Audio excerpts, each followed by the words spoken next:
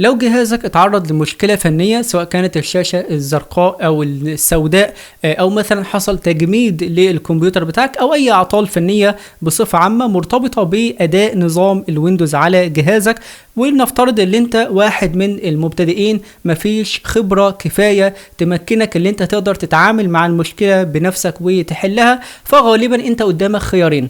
اول خيار انك تستعين باهل التخصص، يعني مثلا تروح لمركز صيانة او مهندس كمبيوتر وتوديله الجهاز ويقدر يتعامل معاه، او الخيار التاني اللي انت تستخدم برنامج ويندوز بوت جينيوس. البرنامج ده سهل جدا، هو اساسا موجه للمبتدئين، من خلال خطوات بسيطة بتقدر تحل المشكلة بتاعتك بنفسك بدون ما تحتاج مساعدة من اي حد. فعلى اي حال خلينا نتعمق في البرنامج اكتر ونفهم ازاي نقدر نتعامل معاه. معكم سعيد ويلا نبدأ بسم الله. البرنامج اللي هنستخدمه ويندوز بوت جينيوس. لو نزلنا كده لتحت هيوضح لنا هنا اغلب او اشهر المشاكل او الاعطال الفنيه اللي البرنامج بيقدر يتعامل معاها، سواء كان الشاشه السوداء او الزرقاء او عمليه الانتظار لحين ما الكمبيوتر بتاعنا يفتح، او اعادة التشغيل لو هو بيهنج وهو بيعمل ريستارت، او اثناء التحديث، او خلال شاشة الترحيب.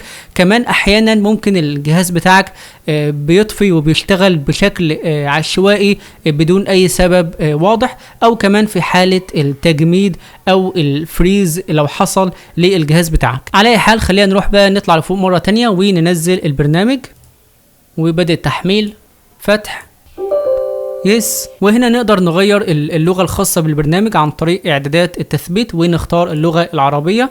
وهنا كمان ده المسار الافتراضي اللي هيثبت فيه البرنامج، لكن نقدر نغير المسار ده زي ما احنا عاوزين لو دوسنا على تصفح ونختار اي مسار اخر. على اي حال ادوس على تثبيت، بعد كده بداية.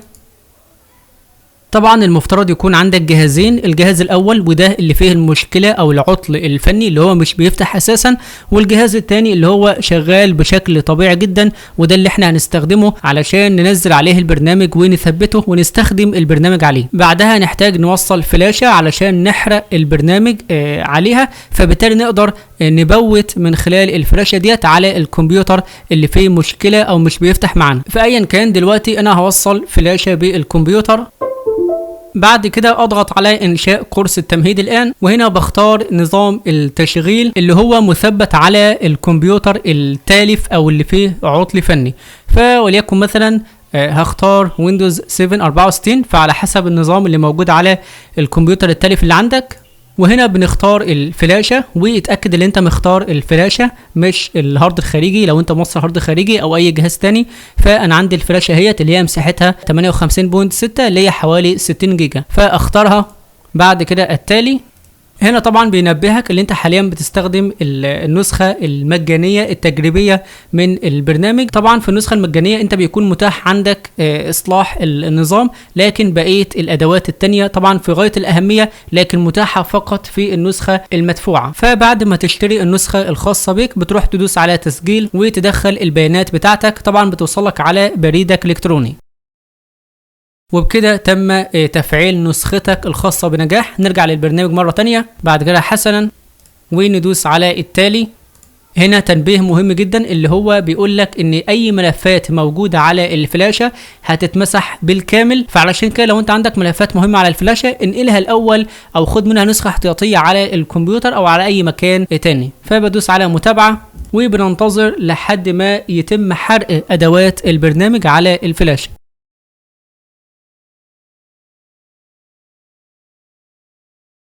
فاضل خطوتين. اول خطوه اللي احنا هنروح نوصل الفلاشه ديت بالكمبيوتر التالف او اللي فيه عطل فني.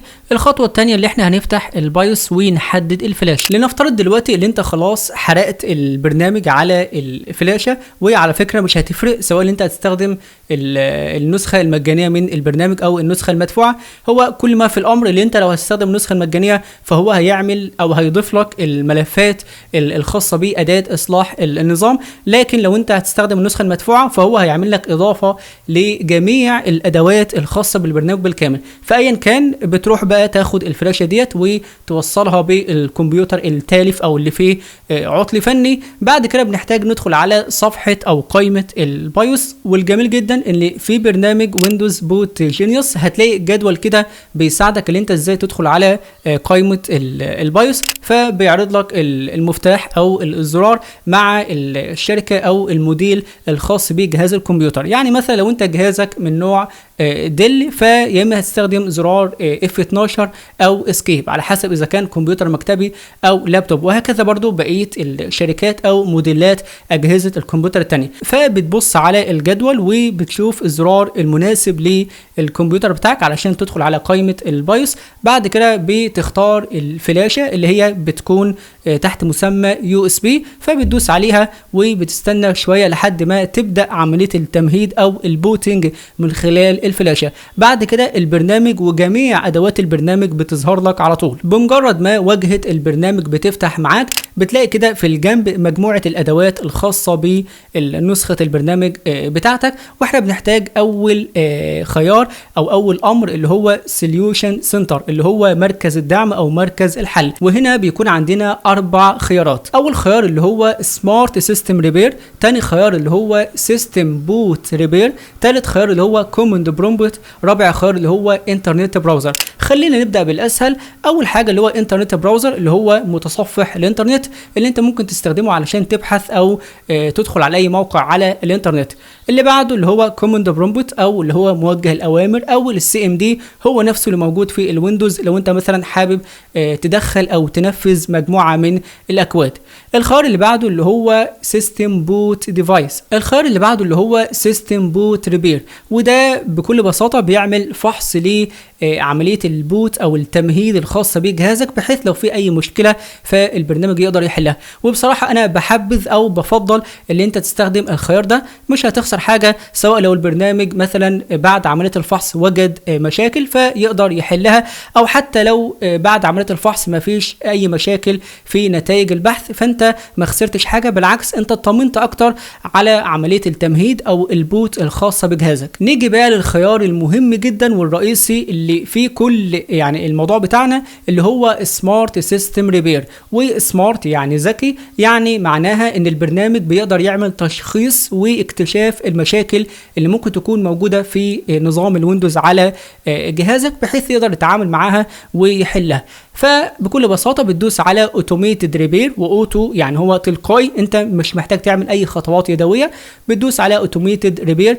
بعد كده بيظهر لك البارتيشنز او الاقراص اللي موجوده على الجهاز بتاعك، فبتختار البارتيشن المثبت عليه نظام الويندوز اللي هو في الغالب بيكون البارتيشن سي. بعد كده بتدوس على ستارت ريبير يعني بدء عمليه الفحص، وبتستنى شويه لغايه ما تنتهي عمليه الفحص. وبعد ما تنتهي عمليه الفحص يظهر لك كلمه كومبليت، يعني خلاص عمليه الفحص اكتملت، فبيطلب منك البرنامج بعدها اللي انت تعمل اعاده تشغيل للجهاز بتاعك، فبتدوس على ريستارت. وبعد عمليه اعاده التشغيل البرنامج بيعرض لك نتائج الفحص، سواء كان بقى المشكلات او المشاكل الفنيه اللي البرنامج قدر يتعرف عليها وازاي قدر يتعامل معاها، سواء اذا كان حل المشكله او تعثر في حلها. ولكن غالبا احتمال كبير جدا البرنامج ينجح في حل المشكله بتاعتك. طيب خلينا نفترض الاحتمال الاصعب، وان البرنامج تعثر في حل المشكله بتاعتك.